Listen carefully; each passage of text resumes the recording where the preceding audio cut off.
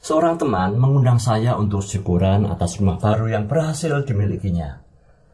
Tentu dengan rasa bangga, orang tua dari teman saya tersebut kemudian bercerita bahwa kendaraan roda 4 yang terparkir di garasi adalah sebuah hadiah dari promosi jabatannya. Nah, tak berapa lama setelah berbasa-basi, sang tuan rumah kemudian mengajak para tamu untuk open house tour. Rumah yang bergaya modern minimalis itu memang tidak besar. Namun, desain arsiteknya keren banget. Cocok untuk sebuah keluarga kecil dengan 1-2 orang anak. Fasad teras sangat fungsional. Ruang keluarganya berhias TV layar lebar dengan sofa yang cozy. Wah, nyaman sekali. Enak untuk melepas lelah setelah seharian bekerja keras. Masuk lebih ke dalam, sirkulasi udara dan tata cahaya sangat diperhitungkan sehingga sekalipun rumah tersebut tampak tidak terlalu besar, namun udaranya selalu segar. Di bagian belakang rumah terdapat pula dapur kering modern yang bersebelahan dengan taman. Lagi-lagi sangat nyaman untuk hangout bersama dengan para sahabat. Hanya saja satu kekurangan yang menurut saya sangat fundamental, yaitu di rumah tersebut tidak terpasang rak buku.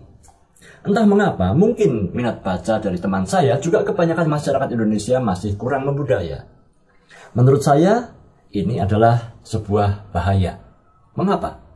Sebab tanpa budaya membaca, hasrat untuk belajar, maka pencapaian kita hari ini akan terhenti.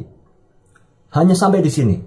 Dan dalam waktu yang tak berapa lama, tanpa belajar dan mengupgrade diri, performa kinerja kita hanya menjadi irrelevan dan ketinggalan.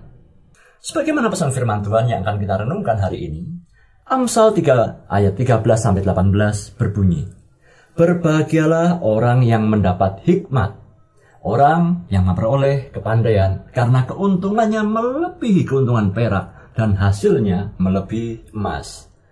Ia lebih berharga daripada permata, ataupun apa yang kau inginkan tidak akan dapat menyamainya. Umur panjang di tangan kanannya, di tangan kirinya kekayaan dan kehormatan. Jalannya penuh bahagia, segala jalannya sejahtera semata-mata." Orang yang berhikmat akan menjadi pohon kehidupan bagi orang yang memegangnya. Siapa yang berpegang pada hikmat akan disebut berbahagia. Dalam masyarakat Yahudi, yaitu teks-teks perjanjian lama, kata hikmat yang dalam bahasa Ibrani yaitu hokmah adalah sebuah konsep yang sangat penting dan mendalam artinya. Hikmat dalam konteks ini bukan hanya sekadar pengetahuan atau kecerdasan intelektual semata. Namun hikmat adalah sebuah kemampuan untuk hidup dengan benar, beretika dan selaras dengan kehendak Allah, Sang Empunya semesta, yang mengetahui seluk-beluk desain dunia ini. Jikalau kita bandingkan dengan teori taksonomi Bloom, yaitu teori yang mempelajari bagaimana manusia belajar, rupa-rupanya manusia belajar dari tahap yang paling sederhana, terus meningkat hingga menjadi tahap yang lebih kompleks, yaitu dimulai dari tahap mengingat atau remembering. Yang kedua, tahap memahami atau understanding. Jadi, bisa saja seseorang itu menghafal dan mengingat suatu informasi, tetapi jikalau ia tidak understanding, tidak memahaminya, maka ia akan segera melupakannya.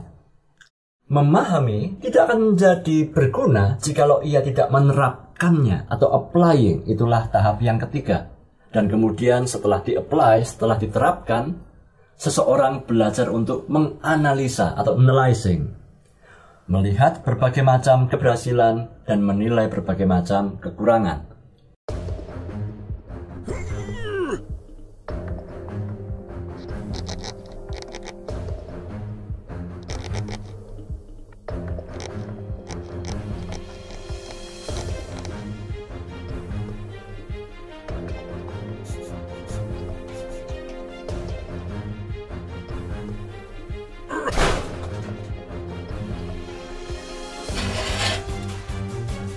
Itulah yang disebut dengan evaluating, yaitu proses yang kelima.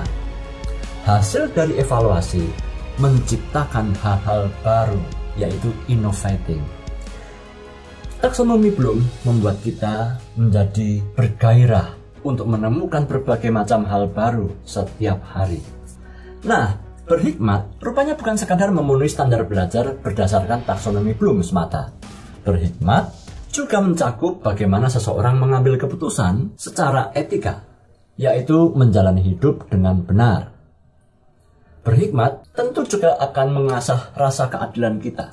Bagaimana kita dapat memperlakukan secara benar terhadap lingkungan dan orang di sekitar kita.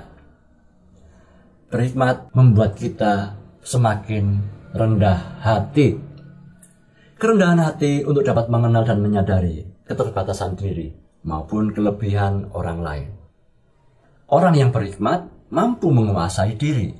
Ia dapat mengendalikan nafsu dan emosi, kapan ia harus berhati-hati dalam setiap kesempatan, namun juga berani mengambil risiko di tengah-tengah kesempitan.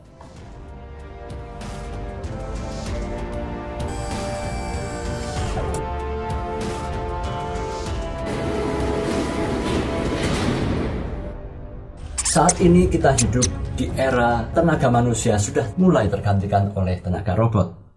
Seperti halnya yang terjadi pada Dark Factory, seperti Amazon, Xiaomi, Foxconn, Siemens, bahkan juga Krakatau Steel.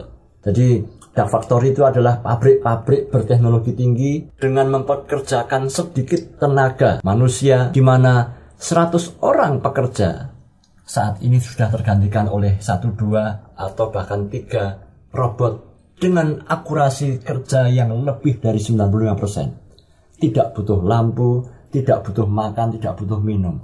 Kerja tanpa istirahat 24 jam sehari. Nggak perlu jatah cuti, nggak perlu ada demo, nggak akan ada yang sakit, nggak akan ada tuntutan kenaikan gaji. Jadi, apa yang diharapkan dari tenaga manusia? Puluhan ribu pencari kerja penuhi bursa kerja yang digelar Dinas Tenaga Kerja Kabupaten Bekasi, Jawa Barat pada Selasa siang. Meski harus antri berjam-jam dan berdesakan, para pencari kerja tetap semangat untuk mendapatkan pekerjaan. Berdasarkan firman hari ini, Anda sudah tahu apa jawabnya. Ya, manusia tidak akan tergantikan selama manusia memiliki hikmat dari Tuhan. Gak semua kerjaan tuh bisa diganti nama robot. Dan ini sebenarnya bukan cuma sekedar untuk nenangin, karena ini tuh fakta. Karena ada studi dari MIT Sloan nunjukin justru makin kesini, kerjaan-kerjaan yang gak bisa dilakukan sama mesin itu bakal bermunculan di dunia kerja modern. Mungkin sekarang gak terlalu kelihatan. Pas mesin udah nge-handle semua yang sifatnya teknikal, perusahaan tuh bakal mulai cari-cari orang yang ngisi celah yang belum bisa disentuh sama algoritma. Contohnya kayak judgment, komunikasi, kreativitas, sales. Dan ini hal yang konsisten juga. Berdasarkan hikmat tidak akan pernah dapat tergantikan oleh algoritma, artificial intelligence, maupun robot. Oleh karena itu jadilah orang yang berhikmat. Bagaimana caranya? Budayakanlah membaca buku. Membudayakan membaca firman Tuhan setiap hari. Budayakan berpikir kritis berdasarkan referensi dari apa yang Anda baca dan olah lewat bacaan firman Tuhan dan apapun yang Anda pelajari. Niscaya hidup Anda akan stay relevant and significant. Bersama saya, Pendeta Waskito dari GKN Usuhan. Mari kita berdoa. Bapa kami yang di surga, hari ini kami mempelajari bahwa berhikmat jauh berharga melampaui segala yang kami bisa miliki. Tuhan, untuk itu ajarlah kami untuk rajin membaca, rajin belajar, dan membudayakan keluarga kami, anak-anak dan cucu-cucu kami. Tidak hanya sekadar menghabiskan waktu melalui konten-konten, namun juga membiasakan diri untuk berpikir kritis melalui bacaan sehari-hari, melalui dongeng-dongeng berhikmat yang kami baca baik dalam cerita rakyat maupun firman Tuhan. Tuhan, ajarlah juga anak-anak kami untuk berkembang sesuai dengan karakter yang Tuhan harapkan. Dalam nama Tuhan Yesus Kristus, kami serahkan generasi kami ke dalam bimbingan tangan Tuhan agar beroleh hikmat dari Tuhan. Amin.